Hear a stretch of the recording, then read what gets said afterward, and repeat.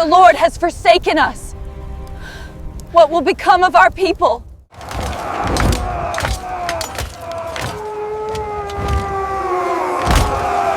दाऊद अलैहिस्सलाम और जालूत। हदियत और ईमान की वजह अंधेरों में डूबी हुई एक कौम, एक ऐसी कौम जो एक ऐसे दुश्मन के सामने खड़ी थी जिसे अजेय समझा जाता था। वह दुश्मन था जालूत, ताकत, हथियार और घमंड की जिंदा मिसाल। और उसके सामने खड़ा था एक कमजोर लेकिन ईमान से भरा हुआ नौजवान, दाऊद अलैहिस्सलाम। बनी इजराइल लंबे अरसे से डर और जिल्लत की जिंदगी जी रहे थे। उनकी जमीन, उनकी इज्जत और उनकी उम्मीद सब कुछ उनसे छीन लिया गया था। उन्होंने अपने नबी से कहा कि हमारे लिए एक बादशाह मुकर्रर कर दीजिए ताकि हम अल्लाह की राह में जिहाद करें। अल्लाह के हुक्म से उनके लिए तालूत को बादशाह चुना गया। तालूत कोई अमीर या मशहूर शख्स नहीं थे, लेकिन अल्लाह ने उन्हें इल्म और जिस्मानी ताकत में फजीलत दी थी। जब तालूत अपनी फौज लेकर निकले तो अल्लाह ने एक दरिया के जरिए उनका इम्तिहान लिया। बहुत से लोग नाकाम हो गए, सिर्फ थोड़े से सच्चे मोमिन बाकी रह गए। जब यह छोटी सी जमात जालूत की बड़ी फौज के सामने खड़ी हुई तो मोमिनों ने वह दुआ की जिसे कुरान ने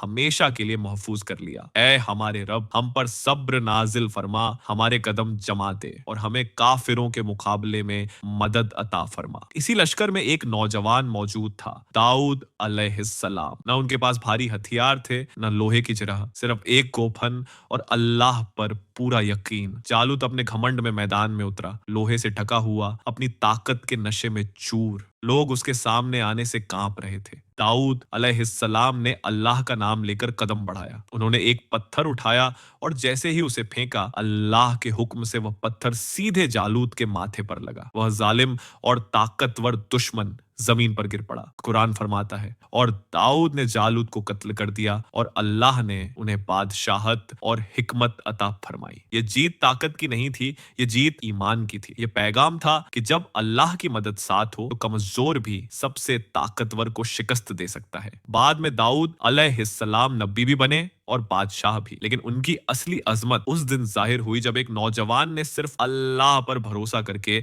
बातिल की सबसे बड़ी निशानी को खत्म कर दिया।